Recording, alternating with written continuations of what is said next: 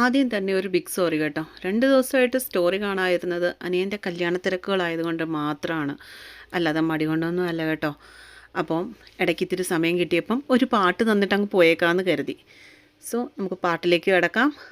ദേവരാഗം ഭാഗം 77, രചനാ സംഭാഷണം മൈഥിലി മിത്ര. ആരോ തട്ടി വിളിക്കുന്നത് പോലെ തോന്നിയപ്പോഴായിരുന്നു വൈശാഖി കണ്ണുകൾ തുറന്ന് ചുറ്റും നോക്കിയത്. കുളിയൊക്കെ കഴിഞ്ഞ് പുഞ്ചിരിച്ചുകൊണ്ട് നിൽക്കുന്ന ലക്ഷ്മി അമ്മയെ കണ്ടതും അവൾ നെറ്റി ചൊളിച്ചുകൊണ്ട് മെല്ലെ കട്ടിലിൽ എഴുന്നേറ്റിരുന്നു. തണുത്തപ്പോൾ പുതപ്പ് ദേഹത്തേക്ക് വലിച്ചിട്ടുകൊണ്ട് അവൾ വളരെ ഉറ്റുനോക്കി. ചുവരിലെ ക്ലോക്കിലപ്പോൾ മണി 4 കഴിഞ്ഞിട്ടേ ഉണ്ടായിരുന്നുള്ളൂ. നേരം പുലർന്നിട്ട് പോലുമില്ല. അവളുടെ ഉറക്കം തീർന്നിട്ടുമില്ലായിരുന്നു. ശരീരം മൊത്തമുള്ള വേദന കാരണം വൈശുവിന് അനങ്ങുന്നത് പോലും ബുദ്ധിമുട്ടായിരുന്നപ്പോൾ രാത്രി ബാലുവിൻ്റെ കൂടെ മംഗലത്ത് വീട്ടിൽ കയറി വന്നതും ലക്ഷ്മി അമ്മയുടെയും മുത്തശ്ശിയുടെയും നടുവിലായി കിടന്നത് മാത്രമേ അവൾക്ക് ഓർമ്മയുണ്ടായിരുന്നുള്ളൂ. അത്രമാത്രം ബോധം കെട്ടവൾ ഉറങ്ങിപ്പോയിരുന്നു. പക്ഷേ ഈ വെളുപ്പാങ്കാലത്ത് ലക്ഷ്മിയമ്മ എന്തിനാണ് തന്നെ വിളിച്ചുണർത്തിയെന്നോർത്ത് അവളിൽ പൊടുന്നതിന് സംശയമുണ്ടായി. എന്താ ലക്ഷ്മിയമ്മേ എന്നവൾ ഉറക്കപ്പിച്ചിൽ ചോദിച്ചപ്പോൾ നിറഞ്ഞ ഒരു പുഞ്ചിരിയായിരുന്നു വൈശുവിന് അവരിൽ നിന്നും തിരിച്ചു കിട്ടിയത്. മോള് ലക്ഷ്മിയമ്മ പറയുന്ന കേൾക്കുവോ? ആദ്യമായിട്ടാണ് ലക്ഷ്മിയമ്മ അങ്ങനെ അവളുടെ മുൻപിൽ ചെന്ന് നിന്ന് പതർന്ന് കണ്ടപ്പോൾ പ്രശ്നം എന്തോ ഗൗരവമുള്ളതായിരിക്കുമെന്ന് വൈശുവും ഊഹിച്ചിരുന്നു. ലക്ഷ്മിയമ്മയ്ക്ക് എന്നോട് എന്നും പറയാലോ. അവർ അടുത്തായിരുന്നതും വൈശാഖി അവരുടെ 2 കൈകളിലും പിടുത്തമിട്ടു.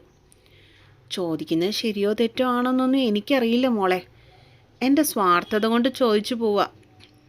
എനിക്ക് നിന്നെ വേണം കുഞ്ഞെ. എൻ്റെ വൈശു കൊച്ചായിട്ട് നീ എന്ന് ഈ വീട്ടിൽ ഉണ്ടാവണമെന്നാണ് എൻ്റെ ആഗ്രഹവും. ബാലേട്ടൻ്റെ കൂടെ കൊച്ചിങ്ങോട്ട് വന്ന കാര്യം നിൻ്റെ അച്ഛനും അമ്മയും എങ്ങനെയെങ്കിലും ഈ നേരം വരെ അറിഞ്ഞിട്ടുണ്ടാവും. അവരുറപ്പായിട്ടും രാവിലെ തന്നെ ഇവിടെ വരും കൊച്ചെ. ചിലപ്പോൾ പോലീസുകാരെയും കൂട്ടായിരിക്കും. അവർ നിയമപരമായിട്ട് വന്ന് ചോദിച്ചാൽ മോളെ വിട്ടുകൊടുക്കാതിരിക്കാൻ ഞങ്ങളെക്കൊണ്ട് കഴിയില്ല കുഞ്ഞെ. അതുകൊണ്ട് ലക്ഷ്മി എന്തോ പറയുവാൻ വന്നത് പകുതിയിൽ നിർത്തിക്കളഞ്ഞു. ബാക്കി കാര്യങ്ങൾ അവൾക്ക് മുൻപിൽ വിശദീകരിക്കുവാൻ ലക്ഷ്മിക്ക് ഇത്തിരി ബുദ്ധിമുട്ട് തോന്നിയിരുന്നു. ലക്ഷ്മിയമ്മ പറയേ, എന്തിനാ പകുതിക്ക് നിർത്തിക്കളഞ്ഞേ? എനിക്കിവിടെ ലക്ഷ്മിയമ്മയുടെ മോളായിട്ട് നിൽക്കാനാ ഇഷ്ടം. അവർ വന്നാലും എന്നെ പറഞ്ഞു വിടാതിരിക്കാൻ പറ്റുമോ? പ്ലീസ്. തലേദിവസം വൈകിട്ട് മുത്തശ്ശിയുടെ വീട്ടിൽ നടന്ന ഓരോ കാര്യങ്ങളും അപ്പോഴാണ് പെണ്ണിൻ്റെ മനസ്സിൽ കൂടി ഓരോന്നോരോന്നായി കടന്നുപോയത്. അത് ഓർമ്മയിൽ വന്നതും അവളുടെ ശരീരം പേടികൊണ്ട് ചെറുതായിട്ട് വിറയ്ക്കുവാനായി തുടങ്ങി. മോക്ക് എൻ്റെ ദേവനെ ഇപ്പോഴും ഇഷ്ടമാണോ? ഒട്ടൊരു പതറിച്ചുകൂടിയോടെയാണ് ലക്ഷ്മി അവളോട് അക്കാര്യം ചോദിച്ചത്. കാരണം വൈശാഖി സമ്പന്നതയിൽ വളർന്ന കുട്ടിയാണ്.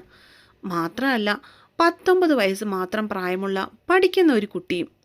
അവളുടെ മാതാപിതാക്കൾ എത്രയൊക്കെ കൊള്ളരുതാത്തവരാണെന്ന് പറഞ്ഞാലും അവരുടെ അനുവാദമില്ലാതെ വൈശുവിൻ്റെ ജീവിതത്തിൽ ഇടപെടുന്നത് ഒരു തരത്തിൽ പറഞ്ഞാൽ നല്ല കാര്യമല്ലെന്നും ലക്ഷ്മിക്ക് ഉറപ്പുണ്ടായിരുന്നു. പക്ഷേ ഇവിടെ സാഹചര്യങ്ങൾ വൈശാഖിക്ക് അനുകൂലമല്ലല്ലോ. അറിഞ്ഞുകൊണ്ട് ആ പാവത്തിനെ ഒരു നരകത്തിലേക്ക് തള്ളിവിടാനും തോന്നുന്നില്ല. എല്ലാവരും ഉണ്ടായിട്ടും അനാഥയായി ജീവിക്കുന്ന ആ പാവത്തിനെ ദീപകിൻ്റെ കൂത്തിനായി ഇട്ടുകൊടുക്കാനും തോന്നുന്നില്ല. എങ്കിലും ലക്ഷ്മി അവളുടെ ഉത്തരത്തിനായി കാതോർത്തു. ലക്ഷ്മിയമ്മ എന്തിനാ അക്കാര്യം വീണ്ടും ചോദിക്കണേ? എനിക്ക് സാറിനെ ഇഷ്ടമാണെന്ന് ലക്ഷ്മിയമ്മയ്ക്ക് അറിയാവുന്ന കാര്യമല്ലേ? അവൾ പതുങ്ങനെ ചോദിച്ചു. അത്രയും നേരമുണ്ടായിരുന്ന പേടിച്ചരണ്ട ഭാവം അവളിൽ നിന്നപ്പോൾ അപ്രത്യക്ഷമായിരുന്നു എന്നതാണ് സത്യം. എങ്കിൽ എൻ്റെ മോക്ക് എൻ്റെ ദേവനെ കല്യാണം കഴിച്ചുകൂടെ? അങ്ങനെയെങ്കിൽ എൻ്റെ മോക്ക് എൻ്റെ ദേവൻ്റെ ഭാര്യയായി എൻ്റെ കുഞ്ഞായി ഇവിടെ എന്നും കഴിയാമല്ലോ. ആരും എൻ്റെ കൊച്ചിനെ ഒരു അവകാശവും പറഞ്ഞ് ഇവിടെ നിന്ന് ഇറക്കിക്കൊണ്ടും പോവില്ല.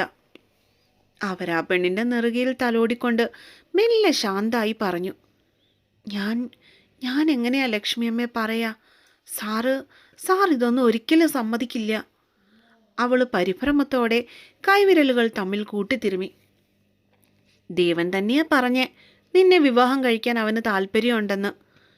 അവളുടെ താടിയിൽ പിടിച്ചു കൊഞ്ചിച്ചുകൊണ്ട് ലക്ഷ്മി ചിരിച്ചു. സാറ് പറഞ്ഞെന്നോ? എന്നെ കേട്ടാന്ന്? സത്യം?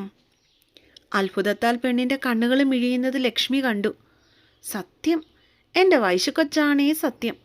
ഇനി എൻ്റെ കൊച്ചിൻ്റെ സമ്മതം കൂടി എനിക്ക് കിട്ടിയാൽ മതി. അവർ ഉത്സാഹത്തോടെ പറഞ്ഞു. എനിക്കും ഇഷ്ടമാണ് ലക്ഷ്മിയമ്മേ. നാണത്താൽ അവളുടെ കവിളുകൾ രണ്ടും ചുവന്നു തുടുത്തു പോയിരുന്നു. എങ്കിൽ വേഗം പോയി കുളിച്ചിട്ട് വായോ, ഇപ്പൊ തന്നെ അമ്പലത്തിൽ പോയി കെട്ടങ്ങ് നടത്തിയേക്കാം. അവർ ധൃതി കൂട്ടി. ഇപ്പോഴോ? ഇത്തവണ അത്ഭുതം അല്ലായിരുന്നു, ഞെട്ടലായിരുന്നു അവളിൽ. ഇപ്പോൾ തന്നെ ദേവേട്ടൻ, ബാലേട്ടൻ ദേവസക്കാരോട് സംസാരിക്കാൻ വേണ്ടി ക്ഷേത്രത്തിലേക്ക് പോയിട്ടുണ്ട്. നിന്റെ അച്ഛനും അമ്മയും നിന്നെ കൊണ്ടുപോകാൻ ഇവിടെ വരുന്നതിന് മുന്നേ തന്നെ നിങ്ങളുടെ കെട്ട് നടക്കണം കൊച്ചേ, ലക്ഷ്മി ഉറച്ച ശബ്ദത്തിൽ പറഞ്ഞു. വൈശാഖിക്ക് വിശ്വസിക്കാൻ പറ്റുന്നതിനപ്പുറമായിരുന്നത്. മുത്തശ്ശനും മുത്തശ്ശിയും തന്ന ധൈര്യത്തിലാണ് ആ വീട്ടിൽ നിന്ന് രക്ഷപ്പെട്ട് ബാലുവിൻ്റെ കൂടെ ഇവിടം വരെ വന്നത്. അല്ലായിരുന്നെങ്കിൽ ഈ നേരമാവുമ്പോഴേക്കും അവർ തന്നെ ബാംഗ്ലൂരിലേക്ക് ബലമായി പിടിച്ചുകൊട്ടിക്കൊണ്ട് പോയേനെ. ബാലുവിൻ്റെ കൂടെ ഇവിടെ വന്ന് കഴിഞ്ഞിട്ടും നാളെ തൻ്റെ ജീവിതം എങ്ങനെയെന്നൊരു നിശ്ചയം ഇതുവരെ തനിക്കുണ്ടായിരുന്നില്ല. ബാലു തന്നെ സഹായിക്കുമെന്നൊരു ഉറപ്പുണ്ടായിരുന്നുവെങ്കിലും ഇങ്ങനൊരു നീക്കം ഈ കുടുംബത്തിൽ നിന്നും ഉണ്ടാവുമെന്ന് താൻ സ്വപ്നത്തിൽ പോലും കരുതിയിരുന്നില്ല. ഈശ്വര, തൻ്റെ പ്രണയം സാക്ഷാത്കരിച്ച് നൽകുന്നതിന്, തൻ്റെ ജീവിതം സുരക്ഷിതമാക്കാൻ നോക്കുന്നതിന് ഈ വീട്ടുകാരോട് എങ്ങനെ നന്ദി പറയണമെന്ന് തനിക്കൊരു ഊഹവുമില്ല. അവളുടെ കണ്ണുകളിൽ നീര് പൊടിഞ്ഞു. വൈഷു, ഇരുന്ന് സ്വപ്നം കാണാതെ വേഗം പോയി കുളിച്ചിട്ട് വാ കൊച്ചേ. ലക്ഷ്മി ഒരു ചിരിയോടെ അവളുടെ തോളിൽ തട്ടിയപ്പോഴും ഒരു സ്വപ്നലോകത്തെണ്ണ വണ്ണമായിരുന്നു അവളുടെ തലയാട്ടൽ പോലും. ലക്ഷ്മി നിറഞ്ഞ ചിരിയോടെ അവളുടെ മുറിയിൽ നിന്ന് ഇറങ്ങിപ്പോയതും വൈശാഖി ഉത്സാഹത്തോടെ ബാത്റൂമിലേക്ക് കയറി. പിന്നീട് നടന്നതൊക്കെ ഒരു സിനിമയെ പോലും വെല്ലുന്ന ദൃശ്യങ്ങളായിരുന്നു. കുളിച്ചു കഴിഞ്ഞ് പുറത്തേക്ക് വന്ന് വൈശാഖിയെ ലക്ഷ്മിയും പത്മാവതിയും കൂടി ഒരു സെറ്റ് സാരി ഉടുപ്പിച്ചു. കറുത്ത് ചുരുണ്ട് നീളമുള്ള അവളുടെ തലമുടി കുളിപ്പിന്നൽ കെട്ടിക്കൊടുത്തതും കമ്മലും മാലയും കുപ്പിവളകളും ഒക്കെ ഇടുവിപ്പിച്ച് അവളെ ഒരു ദേവതയെപ്പോലെ ഒരുക്കിയെടുത്തതും ഒക്കെ അവരിരുവരും ചേർന്നായിരുന്നു. വിഷ്ണു പറിച്ചു തന്ന മുല്ലപ്പൂ മുട്ടുകൊണ്ട് നൊടിയിടയിലാണ് പത്മാവതി അവൾക്ക് മാല കെട്ടിക്കൊടുത്തത്. ലക്ഷ്മി അത് അവളുടെ മുടി നിറയെ ചൂടിക്കൊടുക്കുകയും ചെയ്തു. എൻ്റെ ചേച്ചി എന്ത് സുന്ദരിയാ! ദേവൻ്റെയും വൈശാഖിയുടെയും കല്യാണം നടക്കുന്നതിൽ ഏറ്റവും കൂടുതൽ സന്തോഷം വിഷ്ണുവിനായിരുന്നു. കഴിഞ്ഞില്ലേ ഇതുവരെ? പുറത്തുനിന്നും മഹാദേവൻ്റെ ഉച്ചത്തിലുള്ള ശബ്ദം കേട്ടപ്പോഴാണ് വൈശാഖിയെയും കൊണ്ട് പത്മാവതിയും ലക്ഷ്മിയും അവളുടെ മുറിയിൽ നിന്ന് ഹാളിലേക്ക് ചെന്നത്. മഹാദേവൻ ഒരു കസവും മുണ്ടും നീല കളറിലുള്ള ഷർട്ടും ഇട്ടുകൊണ്ട് നിൽപ്പുണ്ടായിരുന്നവിടെ. ഇറങ്ങാൻ ദേവാ? ലക്ഷ്മി ചോദിച്ചപ്പോഴാണ് അവൻ്റെ നോട്ടം അമ്മയുടെ അരികിൽ നിൽക്കുന്ന വൈശുവിലേക്ക് പാളി വീണത്. ഒരുങ്ങി നിൽക്കുന്ന പെണ്ണിനെ കണ്ടതും ചെക്കൻ്റെ കണ്ണുകളും ഒന്ന് വിടർന്നു പോയിരുന്നു. ഇറങ്ങാ അമ്മേ. അവളെ കണ്ണിമ വെട്ടാതെ നോക്കിക്കൊണ്ട് തന്നെയാണ് അവൻ മറുപടി പറഞ്ഞതും. എല്ലാവരും മഹാദേവൻ്റെ കാറിലേക്ക് കയറിയിരുന്നതും അവൻ തൻ്റെ വണ്ടി മുന്നോട്ടേക്കെടുത്തു. ഇരുട്ട് പടർന്ന വഴിയിലൂടെ അവൻ്റെ കാറ് ദേവീക്ഷേത്രം ലക്ഷ്യമാക്കി പാഞ്ഞു. കാറിൽ നിന്ന് ഇറങ്ങി അമ്പലത്തിലേക്ക് ചെന്നതും അവർ കാണുന്നത് ദേവസ്വത്തിലെ 5-6 പേരോടൊപ്പം അങ്ങോട്ടും ഇങ്ങോട്ടും ഓടി നടക്കുന്ന ബാലുവിനെയായിരുന്നു. ചെക്കനും പെണ്ണും ഇങ്ങ് എത്തി കേട്ടോ. ആരോ ഒരാൾ അവരെ കണ്ടതും വിളിച്ചു പറഞ്ഞു. വേഗം ആ നടയ്ക്ക് മുന്നിലേക്ക് നിന്നോ ദേവാ. അപ്പോഴേക്കും ബാലു അവർക്കരികിലേക്ക് ഓടിച്ചെന്നിരുന്നു. ധ്വജസ്തംഭത്തിന് മുൻപിലുള്ള ആനക്കൊട്ടിലിനുള്ളിൽ 7 തിരിയിട്ട് തെളിയിച്ച നിലവിളക്ക് കത്തുന്നുണ്ടായിരുന്നു. കൂട്ടത്തിൽ ഗണപതിക്കുള്ളത് തൂശനിലയിൽ ഒരുക്കിയിട്ടും ഉണ്ടായിരുന്നു. ഇനി വൈകിക്കണ്ട, വേഗം കെട്ടിക്കോ. ശ്രീകോവിലിൽ നിന്ന് ഇറങ്ങി വന്ന പൂജാരിയുടെ കയ്യിൽ ദേവിക്ക് മുൻപിൽ പൂജിച്ച താലിയും ഉണ്ടായിരുന്നു. ദേവാ, കെട്ടിക്കോടാ മോനെ. തിരുമേനിയുടെ കയ്യിലിരുന്ന മഞ്ഞച്ചിരടിൽ കോർത്ത താലിയെടുത്ത് കയ്യിൽ വെച്ച് പ്രാർത്ഥിച്ചിട്ട് ബാലു അത് മകൻ്റെ കയ്യിലേക്ക് കൊടുത്തു. അവനത് കയ്യിലേക്ക് ഏറ്റുവാങ്ങി. തനിക്ക് മുൻപിലായി മുഖം കുനിച്ചു നിൽക്കുന്നവളെ പ്രണയത്തോടെ ഒന്ന് നോക്കിയിട്ട് ആ ദേവിയെ സാക്ഷിയാക്കി അവൻ ആ താലിച്ചരട് വൈശാഖിയുടെ കഴുത്തിൽ 3 വട്ടം മുറുക്കി കെട്ടി. കൈകൂപ്പി കണ്ണുകൾ അടച്ച് പ്രാർത്ഥിച്ചുകൊണ്ട് അവൻ്റെ താലി സ്വീകരിക്കുമ്പോൾ സന്തോഷം കൊണ്ട് വൈശുവിൻ്റെ കണ്ണുകൾ രണ്ടും നിറഞ്ഞു തൂവിയിരുന്നു. കൊട്ടും കുഴലും പഞ്ചവാദ്യങ്ങളും ഒന്നുമില്ലാതെ അവരുടെ മംഗല്യത്തിന് അനുഗ്രഹമായി ദേവിയുടെ തിരുസന്നിധിയിൽ കെട്ടിത്തൂക്കിയ ആ വലിയ മണി മുഴങ്ങിക്കൊണ്ടിരുന്നപ്പോൾ കൂട്ടത്തിൽ പത്മാവതിയുടെ കുരവയും. ഈ സിന്ദൂരം കൂടെ ചാർത്തിക്കോളൂ.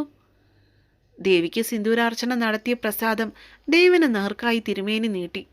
തൊടുവിരലിൻ തുമ്പിനാൽ ഒരു നുള്ളു ചുവപ്പ് തൊട്ടെടുത്ത് ആ പെണ്ണൊരുത്തിയുടെ നെറുകയിൽ തൊട്ടുകൊടുക്കുമ്പോൾ ഇനിയുള്ള ജന്മങ്ങളിലെല്ലാം ഇവൾ എൻ്റെ പാതിയായി വേണമെന്ന കുഞ്ഞൊരു പ്രാർത്ഥന കൂടി ദേവന്റെ ചുണ്ടുകളിൽ നിന്നും അവൻ അറിയാതെ പുറത്തേക്ക് തെറിച്ചു വീണുകൊണ്ടിരുന്നു എന്നതാണ് സത്യം.